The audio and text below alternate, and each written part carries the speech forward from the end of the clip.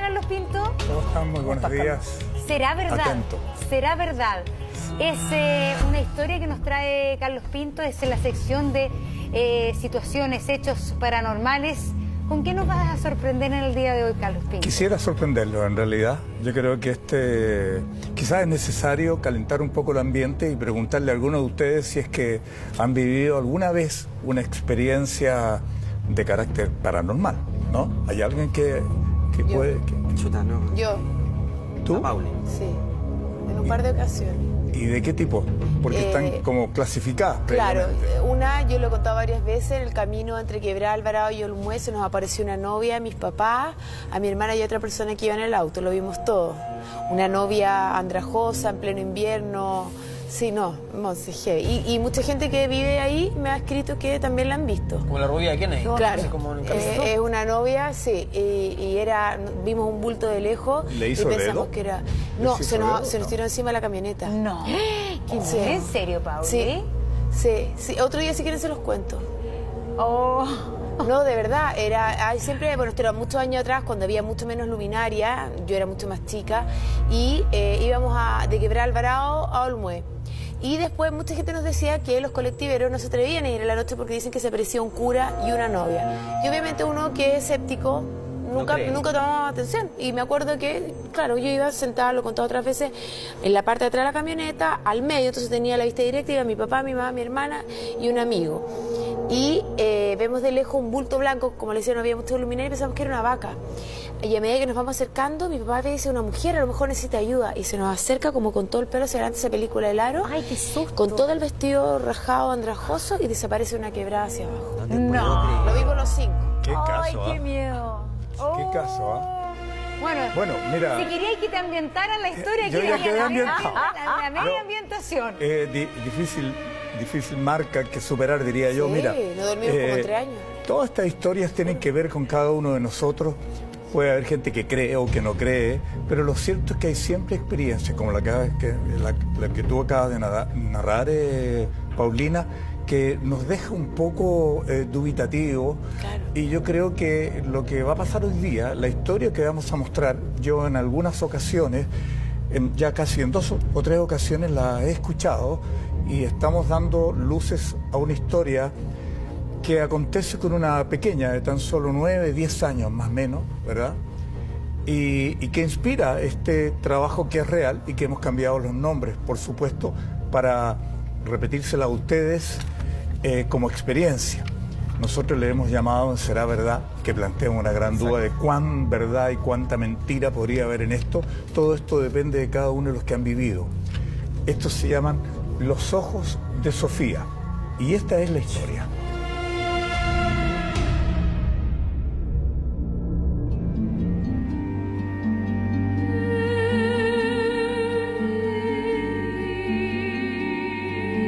Mariana lleva 2 años felizmente casada.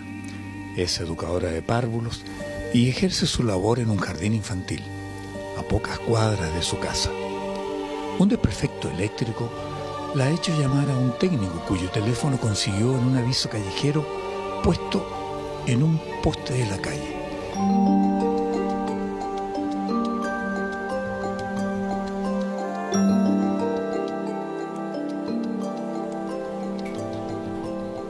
La confirmación de estar embarazada se la había dado recientemente su ginecólogo, y por esta razón ahora necesita que todo esté en orden en casa cuando al final del día llegue su marido para sorprenderlo con la noticia. Hola. Sí, mira, tengo un desperfecto eléctrico. Sí, no sé qué pasó. Hoy, por favor. Ya, muchas gracias. Nos vemos.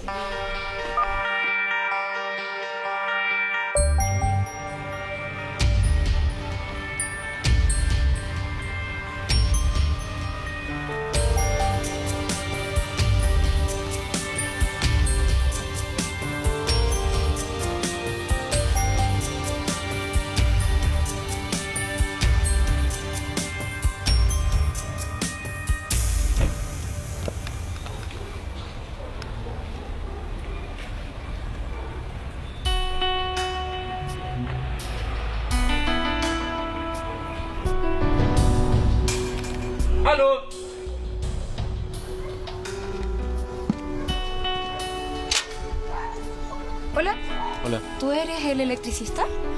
Así es. Pasa. Permiso. Pero esta mujer no advierte que el maestro que ha hecho entrar en su casa ya se ha enterado que ella está sola Adelante. Permiso. y que no deja de observarla. ¿Dónde está el panel eléctrico? Un poquito más allá, lo llevo. ¿Permiso? Permiso. Mire, pasando hacia allá. Ya, mire, aquí está el panel. Yo no sé qué le pasó, pero sí hizo un corte de luz. No sé, ¿podría verlo? Sí, no hay problema. Yo me voy a encargar. Mariana no tardó en darse cuenta que este hombre la está mirando con otros ojos.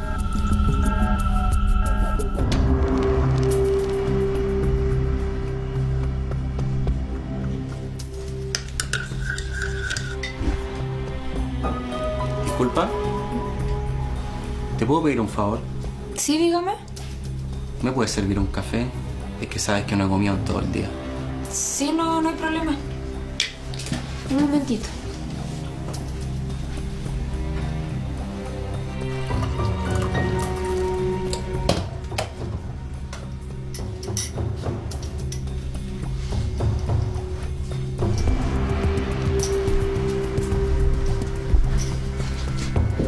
Busca en su mente qué hacer para que este hombre abandone cuanto antes su casa.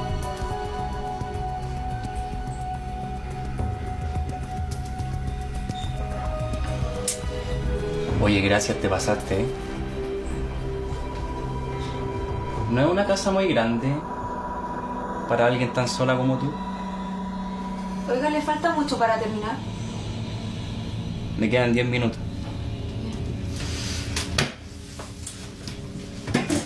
Se siente muy incómoda y determina que debe hacer una llamada a su esposo, advirtiéndole lo que está aconteciendo.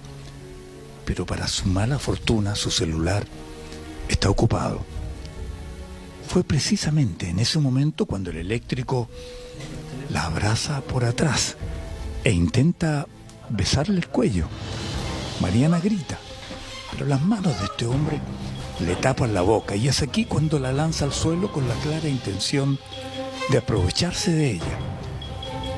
Y fue entonces la soledad del lugar el mejor aliado para que sucumbiera ante la fuerza de este desconocido que, no conforme con ultrajarla, quiso impedir que Mariana lo delatara. Y para ello no tuvo otra salida que quitarle la vida asfixiándola con sus propias manos.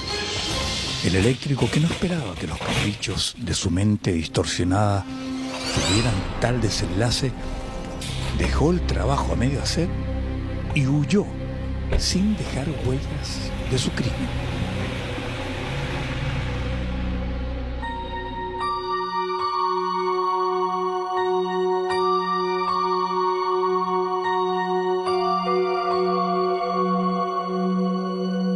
El siguiente registro está inspirado en el relato de los verdaderos protagonistas de esta historia, que si bien prefieren guardar reservas sobre vuestra identidad, necesitaban dejar volar esta experiencia catártica que marcó sus vidas para siempre. Renato y Luisa llevan ya 10 años de matrimonio. Ambos son profesionales y han prodigado de mucha atención a Sofía, su hija única. Parte de su rutina diaria es pasarla a dejar a su colegio antes de ir a sus respectivos trabajos. Esta niña es muy cariñosa con sus padres. Su rendimiento escolar es satisfactorio y hasta notable, pero es conocida por su mirada profunda y soñadora, que hace pensar que siempre está como en la luna. Su profesora jefe muy a menudo se sorprende, ya que a pesar de una aparente desatención a las clases, obtiene excelentes notas por todos sus trabajos. Aún así, ambos padres, conscientes de esta actitud, han planificado llevarla a un especialista, ya que en su ignorancia respecto a la conducta, les consta que Sofía sí tiene muy poca sociabilidad con sus padres.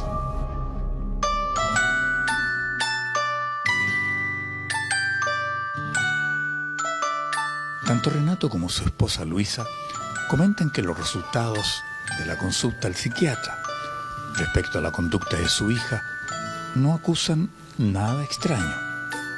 Muy por el contrario, aseguran que es muy inteligente y que por tanto no existen motivos para preocuparse.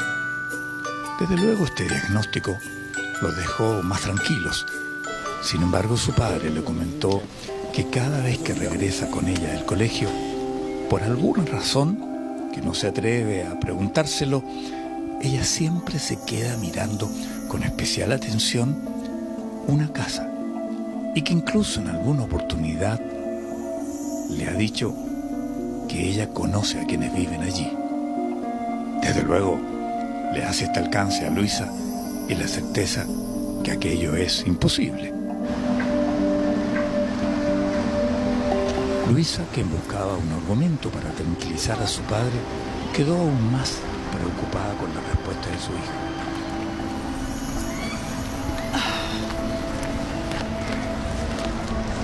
Oye, Sofía, mi amor, ¿sabes que tu papá me contó que siempre cuando vuelven del colegio tú te quedas mirando una casa y le dices que la conoces? ¿Por qué le dice eso? Porque la conozco. Pero, Sofía, ¿cómo la vas a conocer? Si nunca hemos entrado ahí. ¿Has entrado con alguien ahí? No, solamente digo que la conozco. Había sin duda en la pequeña una sensación de misterio que necesitaban descubrir para ayudarla. Incluso esta madre llegó a pensar que tenía visiones respecto al pasado. Cada cosa que Sofía estaba viviendo era un gran tema para sus padres. Ambos habían buscado alguna señal en la medicina tradicional, pero ante este comportamiento tan impropio para una niña de su edad, planificaron ir más a fondo. Y me dijo que la conocía, así muy tranquila, y ni siquiera me miraba a la cara. Qué raro, ¿y no seré con compañero vive ahí? Renato, por favor, ninguno de sus compañeros ni amigos vive ahí, yo los conozco a todos. Ya mira, mañana vamos a ir para allá, ¿te parece? Bueno, es lo mejor que podemos hacer. Ambos acordaron pasar por la casa en cuestión y detenerse para ver in situ su reacción. Sofi, hija, ¿qué pasa? ¿Qué sucede? Ahora vamos a casa. Desde luego los padres de Sofía entienden que claramente su hija está sintiendo cosas extrañas. No puede ser que la visión de una casa en la que no ha estado nunca la altere tanto. Luisa supone que ella tiene a lo mejor ciertas condiciones de medium o algo parecido para que tenga este comportamiento. Esta suposición los complica aún más, ya que desconocen el camino a seguir en su intento por ayudarla. Renato y Luisa tomaron el toro por las astas y fueron a la casa que tanto les intrigaba, y se encontraron allí con el dueño, de nombre Eduardo.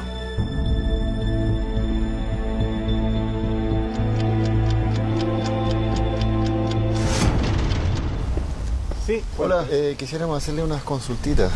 cuente. Es sobre una situación que estamos viviendo con nuestra hija. Cada vez que pasamos de vuelta del colegio, ella queda mirando esta casa. Se pone muy triste, muchas veces llora.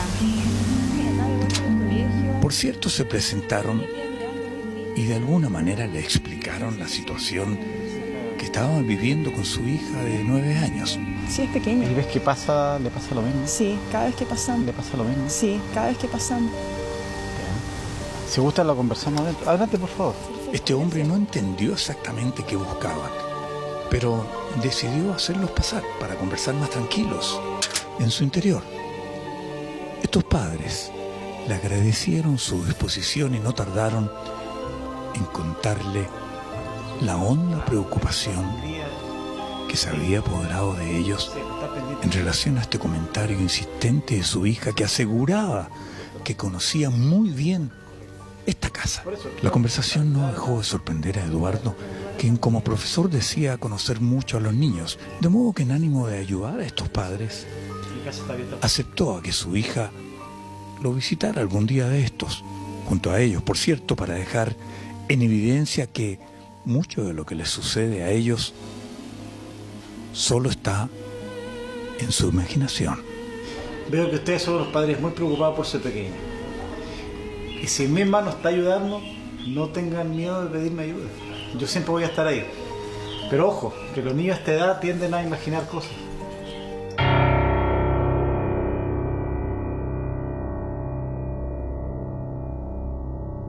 Por algún grado de coincidencia, desde que el abuelo materno de Sofía murió, esta suerte de conducta paranormal en ella pareció agudizarse. Y es por esta razón que entre las rutinas de la familia está el hecho de acudir sagradamente al cementerio a lo menos una vez al mes para visitar al abuelo. Pero en esta ocasión, la pequeña, sin que sus padres se percataran, muy distraída, se escabulló entre las tumbas. Pasaron varios minutos antes que ellos tomaran conciencia que tardaba demasiado en regresar. Desde luego asumieron que pudo haberse extraviado y de inmediato comenzaron a buscarla en las proximidades. De pronto se sintieron tan angustiados, ya que Sofía ni siquiera respondía a su llamado. Cuando estaban a punto de entrar en pánico, lograron divisarla a lo lejos, muy distraída. Ella estaba frente a una tumba.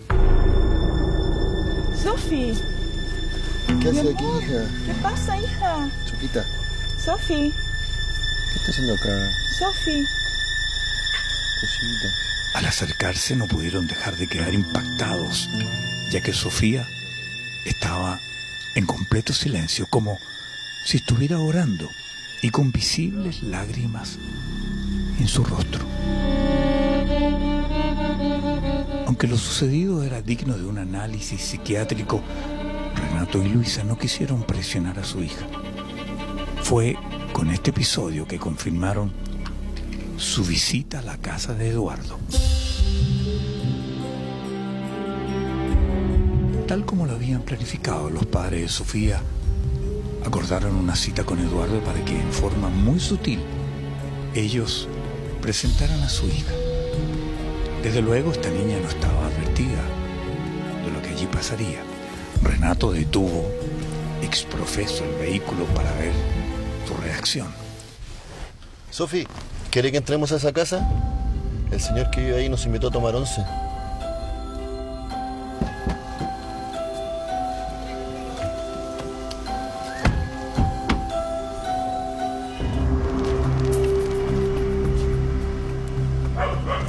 Sofía la registraba con particular agudeza y ante la posibilidad de visitarla, lejos de negarse, asintió con rostro complaciente en su deseo por ir al interior de aquella casa.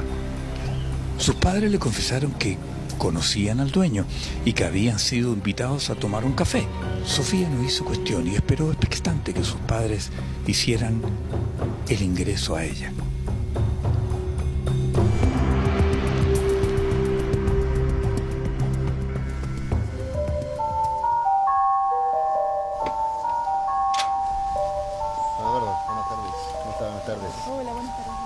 Eduardo, el dueño de casa, sabiendo que no era prudente hablar más de la cuenta, ignoró sutilmente a Sofía para no darle muchos antecedentes, en el sentido que todo era una puesta en escena para enfrentarla a esta suerte de reminiscencia, por decir algo. ¿Hace mucho tiempo que hace clase en la universidad? Yo llevo muchos años en eso. ¿Profesor de qué es? Y mientras los adultos conversaban, la mirada de Sofía era demasiado aguda. En el intertanto se paró y fue hacia un estante donde existía una fotografía de Eduardo junto a sus padres, cuando él se había graduado de profesor. Ella tomó el retrato en sus manos y preguntó. ¿Él les interesa? Julio? Él está enfermo. ¿Quién es él? ¿Es mi papá? ¿Y cómo sabes tú que se llama Julio? Sí, ¿cómo sabes que se llama así? Porque es mi suegro. Así como les contaba, es muy poco interés la historia. Se ha echado a perder mucho el... También conozco a la señora Hortensia, tu madre. Pero ella falleció. La situación es escalofriante, por decirlo menos. Ninguno de los presentes podía dar crédito a lo que estaba sucediendo con esta niña de tan solo 9 años. Sofía aclara que ella fue en vida la esposa de Eduardo. Su declaración pareció una locura. Pero antes que sus padres creyeran que estaba volviéndose en efecto loca, la niña le dijo a Eduardo que ella conocía cada lugar de esta casa. Y además le contó que había muerto en manos de un maestro que en aquella ocasión se violentó con ella. Ahí me atacó. Eduardo no podía creer lo que estaba escuchando de Sofía. La niña le pidió permiso en aquel momento para recorrer el que supuestamente había sido su hogar de casada por años. Entonces Sofía comenzó a deambular por cada espacio de aquella casa, en tanto que Eduardo y sus padres aún no salían de su asombro en el living.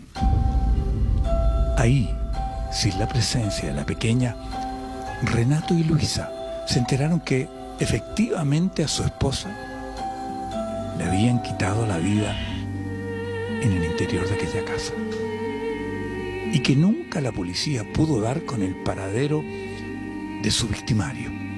Créame, estoy tan sorprendida como usted. Si es verdad, es que su señora se reencarnó en nuestra hija. Eso es algo que todo el barrio sabe. Ella perfectamente pudo haberlo averiguado. No creo que Sofía pueda haber hecho eso. Eduardo llegó a pensar que todo esto pudo haber estado preparado. Muchos en el barrio estaban enterados de la situación que lo había convertido en un viudo, de manera que esta niña o incluso sus padres pudieron haber sabido esto con anterioridad y ahora solo estaban poniendo en marcha un plan con fines que él desconocía, donde incluso podrían estar coludidos con un doble sentido. Eduardo estaba en una verdadera encrucijada y toda esta experiencia era para él como estar viviendo una pesadilla, pero con los ojos abiertos. Desde luego no podía dar crédito a tan extraño argumento. No podía ser que su amada esposa estuviera reencarnada en esa niña. Debía poner fin a esta farsa. Y fue con este exacto propósito que delante de sus padres, cuando regresó Sofía de su inspección a la casa, decidió desenmascararla con una incógnita que jamás se había atrevido a revelar. ¿Me podrías decir lo que te dijo el médico antes de morir? El doctor Videla me dijo que estaba embarazada de 2 meses.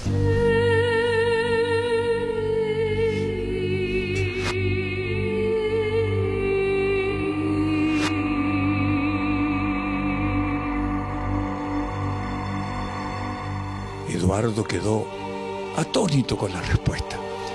Era efectivo que su ginecólogo la había llamado ese día para darle la buena nueva, que estaba embarazada. Sofía agregó que como hubo un problema eléctrico antes de ir a su trabajo en el jardín infantil, ella llamó a un maestro para que todo estuviera en regla aquel día, cuando le contara que ambos serían padres. Le aseguró allí mismo a Eduardo que había conseguido aquel dato del maestro en un aviso que estaba colgado en un poste en la esquina de la calle. La verdad se manifestó ante Eduardo socavando sus recuerdos y ahora, superado por un hecho increíble, tenía conciencia que estaba nada menos frente a la nueva versión de la que fue en vida su verdadera esposa.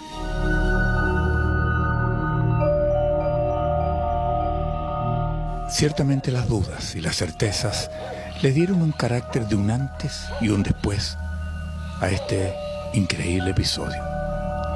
Eduardo cayó rendido ante el peso de las evidencias y decidió no comentar a nadie sobre lo acontecido. Ahora solo acude a casa de los padres de Sofía para decirles que gracias a la concurrencia de su hija Sofía en casa y de su extraño pero real relato, por fin pudo cerrar dignamente este capítulo en su vida. Eduardo recordó cada pasaje que mencionó Sofía mientras estuvo de visita en su casa.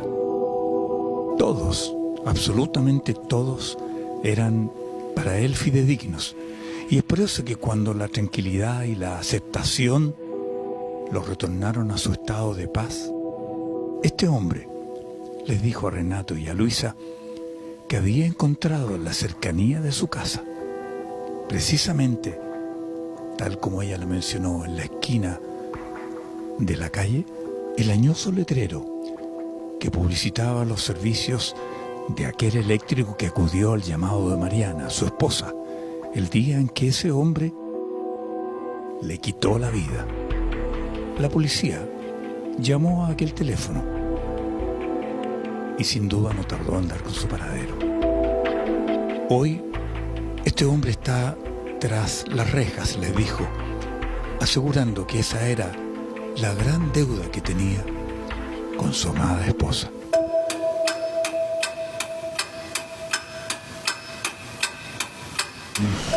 Pucha, yo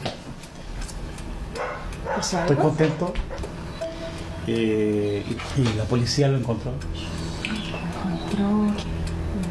Y realmente estoy agradecido con ustedes como familia. Y Mamá, ya terminé la tarea. Mi amor, ¿y usted no va a saludar? ¿Y el qué más?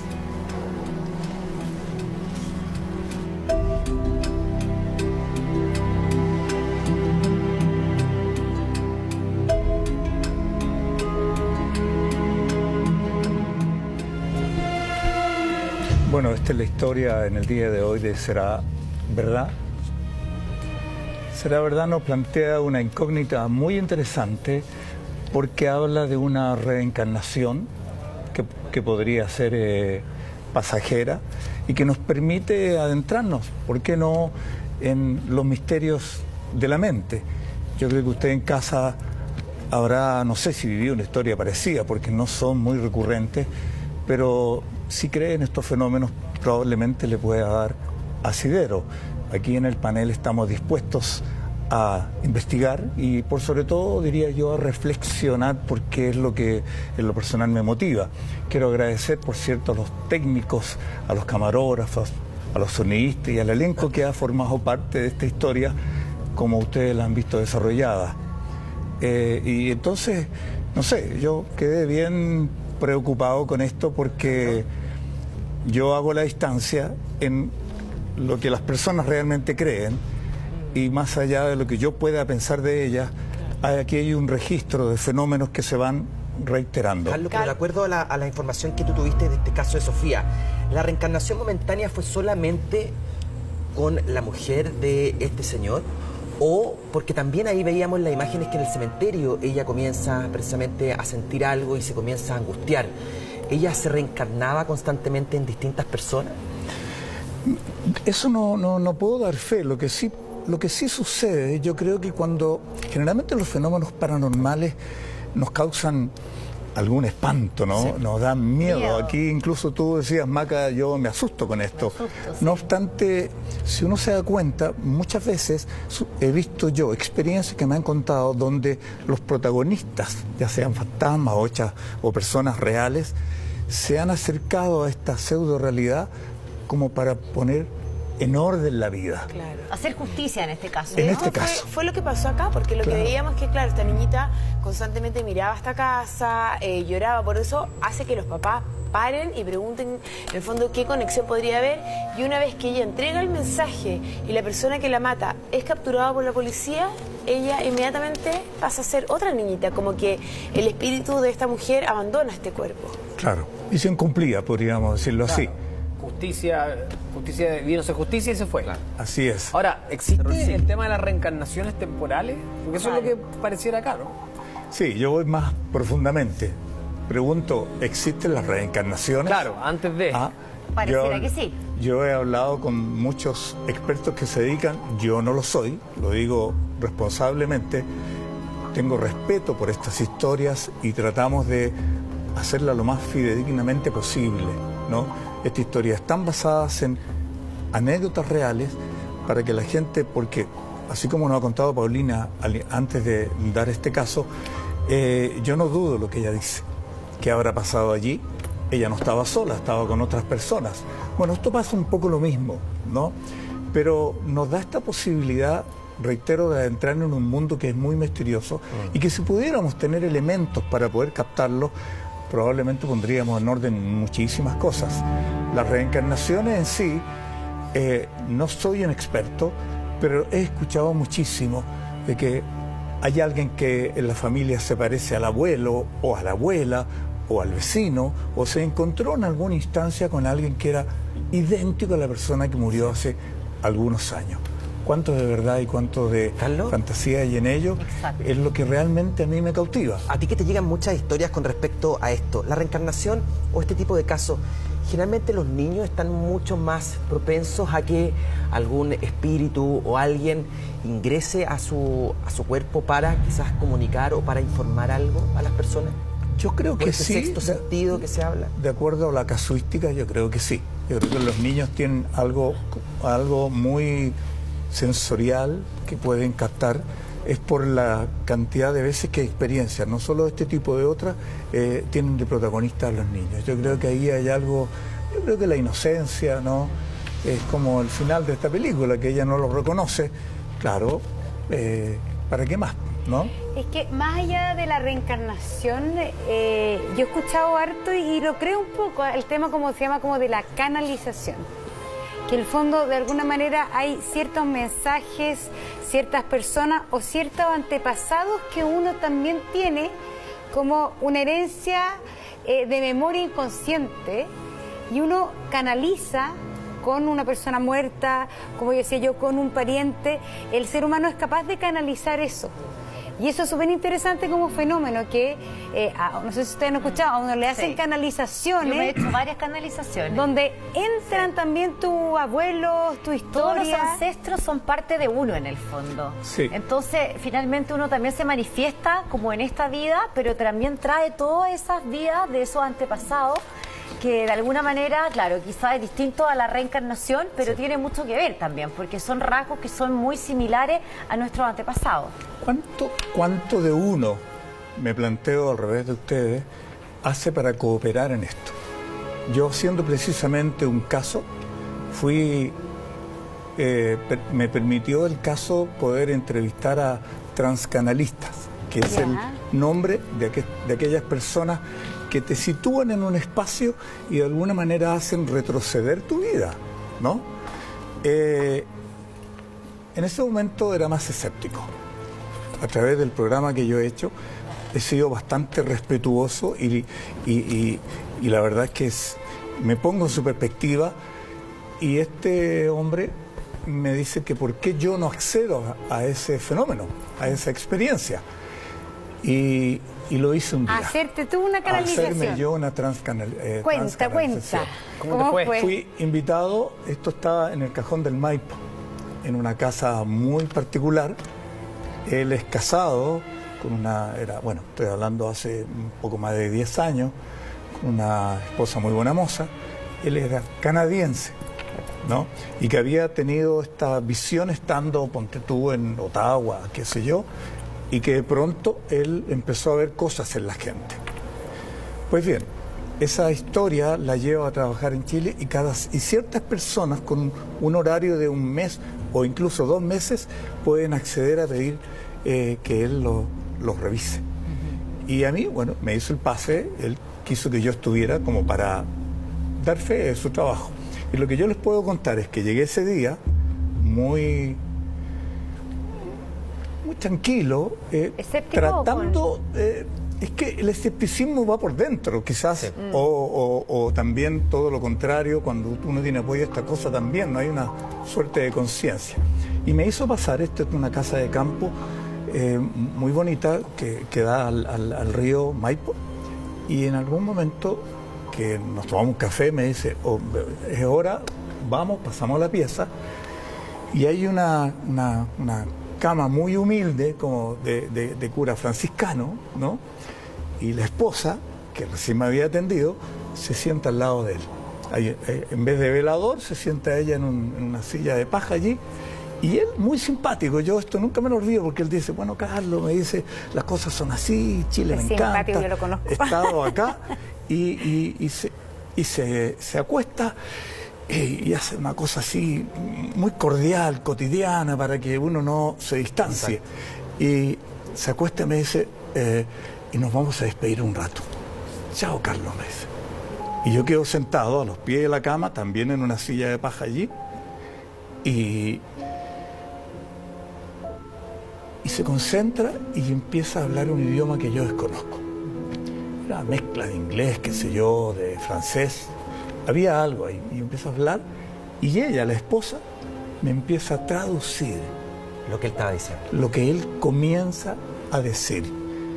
Y cada traducción tenía que ver con mi anterior vida, para cuyo efecto en el instante hace una grabación de todo lo que pasa y graba lo que él dice y lo que ella me traduce y lo que yo voy sintiendo. Entonces yo miraba todo esto y no me podía abstraer a cada movimiento. O sea, mi pensamiento de cineasta, ponte tú, estaba metido entre medio. Y me lleva al pasado, y entre las cosas que yo recuerdo era que habría sido bufón. ¿Ah? ¿En serio? Claro. Y yo miraba todo esto, genial. Claro, pero en un momento, claro, me dio algo de escalofrío porque hurgaba, voy a decir, a 50, 100, un siglo, más allá de un siglo, y te hace retroceder para que estas supuestas vidas, ¿verdad?, te hagan conexión. Cuando termina todo este proceso, que haber durado unos 40 minutos que hemos estado allí en la soledad de ese momento, ella me dice que tengo derecho a hacerle una pregunta. ¿Ah? No recuerdo qué pregunta le hice, porque no sé, pues, le hubiese hecho 10 más. Y termina todo este proceso.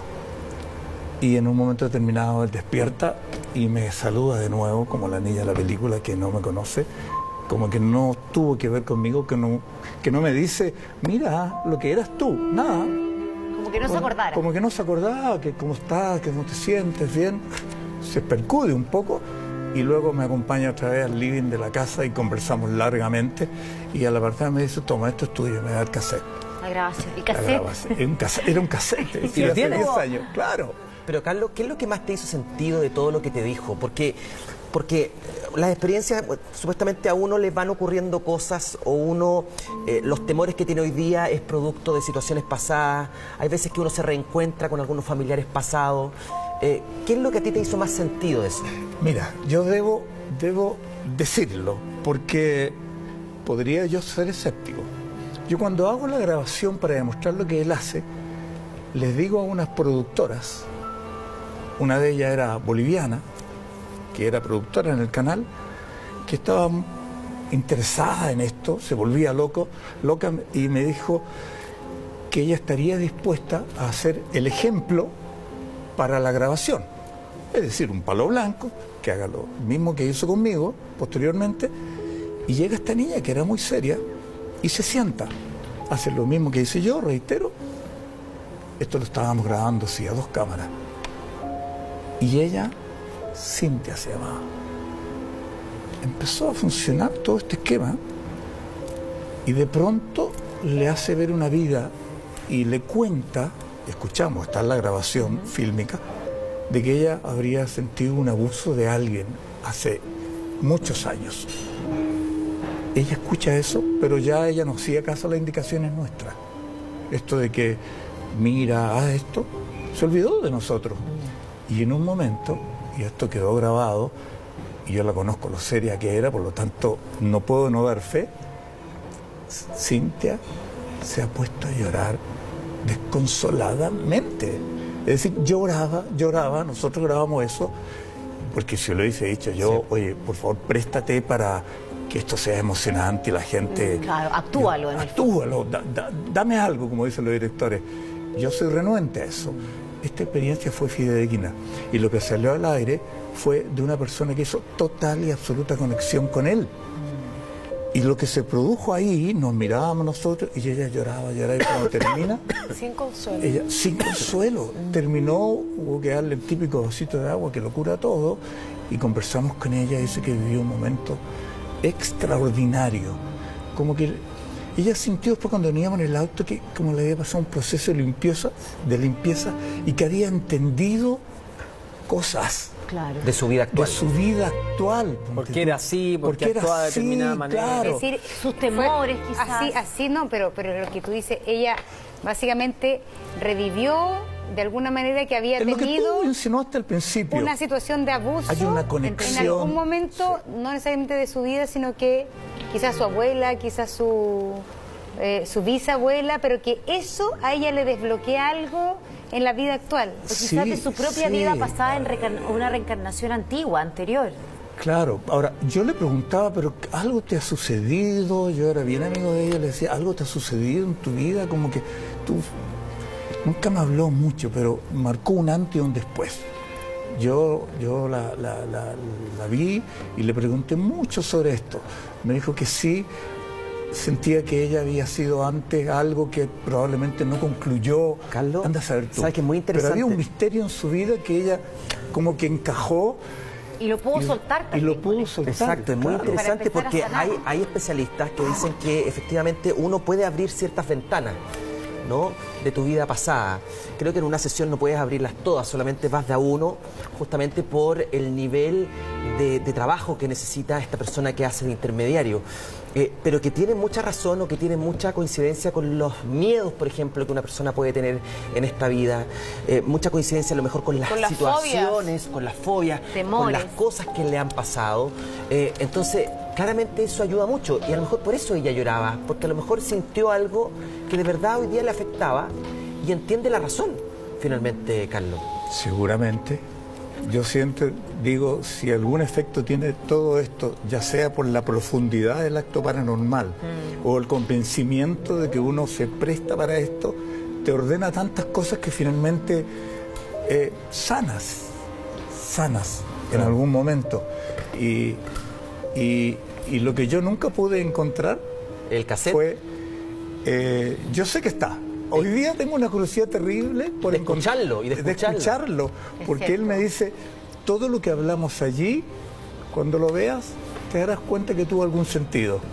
Es lo que me queda por comprobar. Otro día les cuento, yo me he hecho 2 regresiones. ¿Sí? Son lo máximo las regresiones. Yo no me atreví. Yo tampoco me atreví. ¿Pero por qué no se atreve? Es que yo hice un programa de regresiones cuando trabajaba en TVN. ¿En serio? Sí, y me tuve que hacer ¿Es heavy? Es que yo sentí que era eso, que era como una terapia, que más que yo no creo en las vidas pasadas, pero sí creo que es una terapia como del inconsciente, donde aparecieron una cantidad de temores míos increíble que me estaban sirvió. ¿Relacionados? Yo era una persona, no sé, era muy divertida. ¿Quién era yo? ¿Quién era? Las 2 veces que me hice regresión era la misma persona, era la mamá de la casita en la pradera, de la familia Ingalls. Yo era siempre he sido Caroline Ingalls. Parecida a... No, yo era Caroline, esa. Yo era Caroline. ¿En serio? Sí, era. ¿Y por qué dos? ¿Por qué dos? Porque yo me hice 2 regresiones y en las 2 fui Caroline y Caroline en distintas situaciones. Y tenía después, el fondo iba, este personaje vivía en distintos momentos de la historia, Sí, claro. siempre con la cara de Caroline, con su moño. No te Entonces puedo yo siempre fui creer. ella, pero era bonito porque aparecieron como temores míos en ese minuto que yo cachaba que estaban por ahí. Y yo, porque el fondo es un ejercicio como del inconsciente, donde tú estás tirada en una cama, te tratan como de llegar a un estado de hipnosis y finalmente te hacen como, ¿qué imagen se te viene por la cabeza? Y tú dices, pero ¿qué? Entonces te hacen como una especie como de camino como laberíntico de lo que de las asociaciones libres finalmente. Y con eso también vas dejando fluir tu inconsciente y tus temores. Los temores más profundos que yo tenía en ese minuto, Como que eran fobias también, ¿o no? pero a mí eran como temores como existenciales, temores, no sé, a las cosas de ser adulto, temor a un montón a la maternidad, me acuerdo, cosas, y fue súper bonito y a mí me sirvió. Sanador. Me sirvió Qué porque bonito. no sabía, no me había dado cuenta que eso eran mis temores. Es como asistir a un psiquiatra, a un psicólogo. Exacto, ¿Ah? pero yo Para creo ahí que no- con otro método. Yo creo que mejor. Mira, Caroline. Ahí está. Ahí está la Monse, igual. Igual te parece un poco. Bien, ¿ah? Está bien. Ponte así, Monse, ponte así. Pásame el gorrito. Ay, yo amo a Caroline.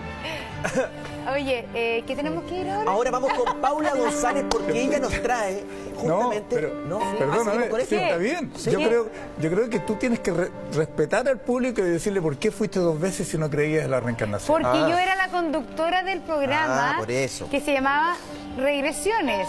Entonces